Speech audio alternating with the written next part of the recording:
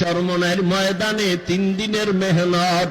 কত আল্লাহর গোলাম এই ময়দানে পড়ে আছে, খানার চিন্তা নাই, ঘুমের চিন্তা নাই, বাড়ির চিন্তা নাই, গাড়ির চিন্তা নাই।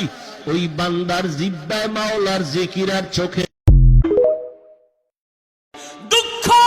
খুলনার মুসলমান এত দামি কালেমা, এত দামি, যার কলব পরিষ্কার করার একমাত্র মেডিসিন হলো মাওলা পাকের এই কালেমার জরব লাগাও। কিন্তু দুঃখ লাগে সোনার বাংলায় দাঁড়াইয়া ইসলামের ব্যানার টানাইয়া এক মাওলানা বলতেছে লা ইলাহা ইল্লাল্লাহ, এই কালেমা বন্ধ করে দাও, এটা কুফরি। মা বাবার দোয়া নিয়া চল। আজকে এত হাজার হাজার মানুষ খুলনা শহরে, মোনাজাতের মধ্যে কত যুবকের চোখে পানি।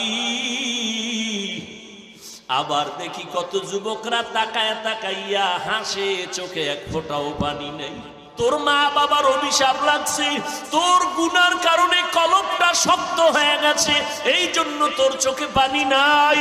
তোর সামনে যে জাহান্নাম অপেক্ষমান, তোর অন্তরে সেই ভয় নাই।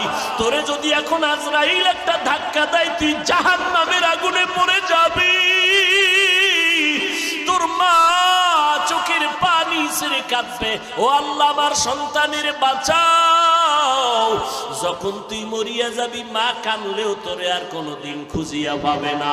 ওই জানাজা পড়াইয়া গায়ের গেঞ্জি খুলিয়া বেলেট দিয়া কেটে কেটে রেখে দিয়া সাদা 3টা কাফনের প্যাকেট বানাইয়া কবরে নিয়ে যাবে।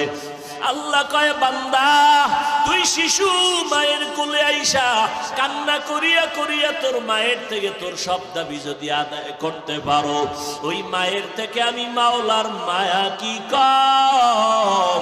ও বান্দা, তোর কান্নায় যদি তোর মা তোর সব দাবি পূরণ করতে পারে, ওই চোখের পানি ছেড়ে যদি একবার আমি আল্লাহকে আল্লাহ বলে ডাক দিতি, আমি আল্লাহ তোর ডাকের বিনিময়ে বল তোর মনের আশা কেন পূরণ করতাম না? কারণ তোর মায়ের অন্তরে যেই পরিমাণ মায়া, আমি আল্লাহর অন্তরে কুদরতে 99 গুণ মায়া বেশি। আমি আল্লাহকে মনের মতো যদি ডাক দিতি, আমি আল্লাহ তোরে হেদায়েতের দরজা দিয়া কবুল করে নিতাম।